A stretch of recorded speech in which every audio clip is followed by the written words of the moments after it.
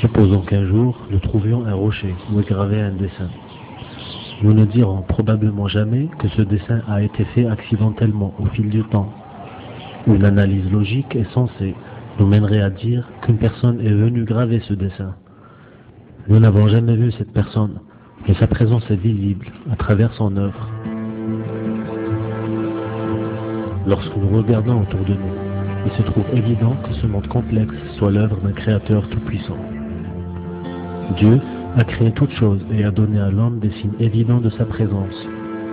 Dieu a dicté des règles et les a fait parvenir aux hommes à travers des prophètes. Dieu a envoyé des milliers de prophètes à ces hommes pour les guider au droit chemin. À travers les siècles, leur message divin a été altéré par les hommes et par le temps. L'islam est la dernière mise à jour du message divin. L'islam est venu rétablir l'authenticité et la pureté du message divin. Ce message a été fixé par écrit au temps de son prophète, constituant ainsi l'une des preuves de son authenticité intégrale qui nous est parvenue jusqu'à nos jours. Le Coran est un miracle permanent et continu, envoyé au dernier prophète, Mohammed. Son message a été envoyé à toute l'humanité jusqu'à la fin des temps.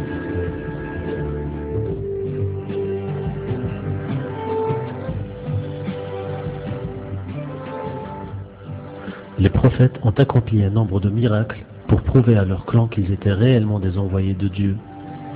Ces miracles correspondaient à l'époque et au lieu où ils étaient envoyés. En une époque où la poésie arabe était à son apogée, Mohammed fut envoyé. Le miracle divin devait être une forme poétique inégalée. L'aspect littéraire parfait du Coran constitue l'une des preuves de sa source divine. Aucun humain n'aurait pu produire une œuvre pareille.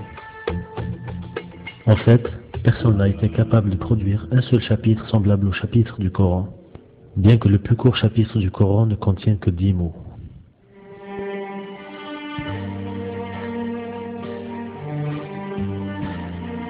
Par l'intermédiaire de l'ange Gabriel, Dieu révéla le Coran à Mohammed, que la paix soit sur lui. Le prophète a mémorisé ces paroles exactes et les a dictées à ses compagnons, qui l'ont mémorisé à leur tour. En plus de l'avoir fixé par écrit sous la supervision du prophète, les nobles compagnons ont transmis le message aux générations futures. Génération après génération, un grand nombre de musulmans ont mémorisé le Coran en entier, lettre par lettre, jusqu'à aujourd'hui même. Pas une seule lettre du Coran n'a été modifiée à travers les siècles.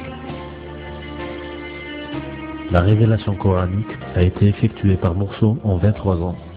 Elle respecte un ordre numérique très précis, ce qui implique que ce qui a été révélé au début doit tenir compte de ce qui a été révélé par la suite, afin de satisfaire cet ordre. Les versets que le prophète transmettait étaient émis souvent sur place par rapport à des événements spontanés. Souvent, les Juifs lui posaient des questions pour le piéger.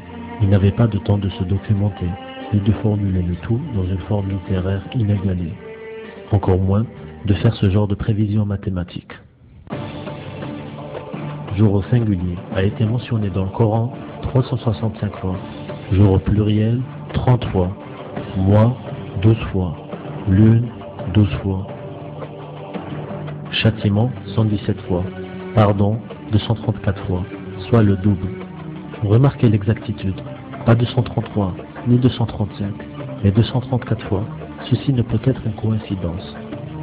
Foi 25 fois, infidélité 25 fois, monde d'ici-bas, dunya en arabe 115 fois, monde réel après la mort, akhira en arabe 115 fois, ange 88 fois, démon 88 fois, les gens 50 fois, les prophètes 50 fois, les hommes ont été mentionnés 24 fois, ainsi que les femmes, la vie 145 fois, la mort 145 fois, bonnes œuvres 167 fois, péché 167 fois.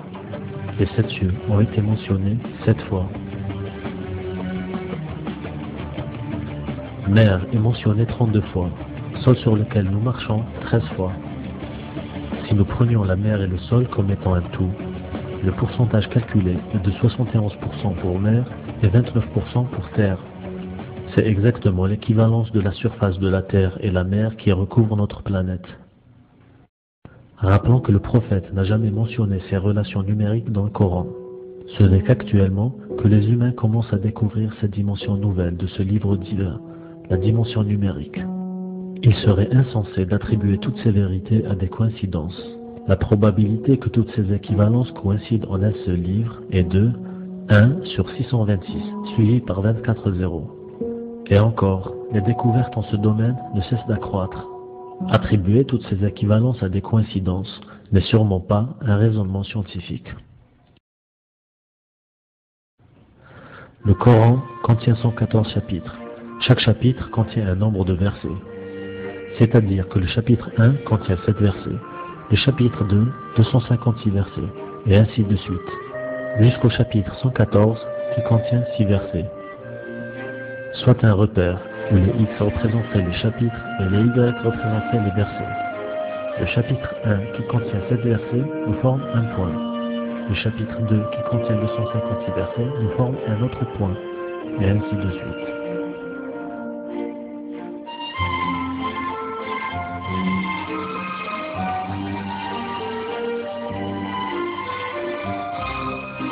Remarquez cette courbe parfaite, avec là, le chapitre le plus court, qui forme le point le plus bas.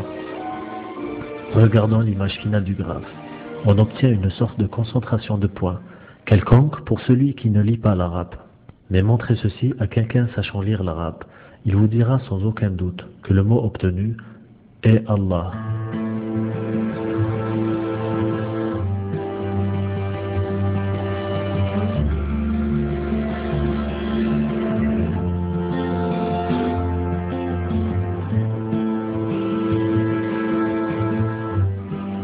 سنريهم آياتنا في الآفاق وفي أنفسهم حتى يتبين لهم أنه الحق أولم يكف بربك أنه على كل شيء شهيد ألا إنهم في مرية من لقاء ربهم ألا إنه بكل شيء محيط.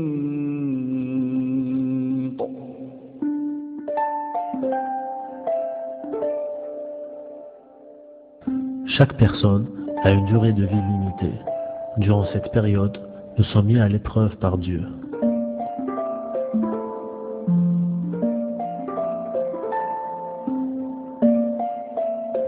Nous mourrons comme nous dormons, et nous ressusciterons le jour du jugement comme nous nous réveillons.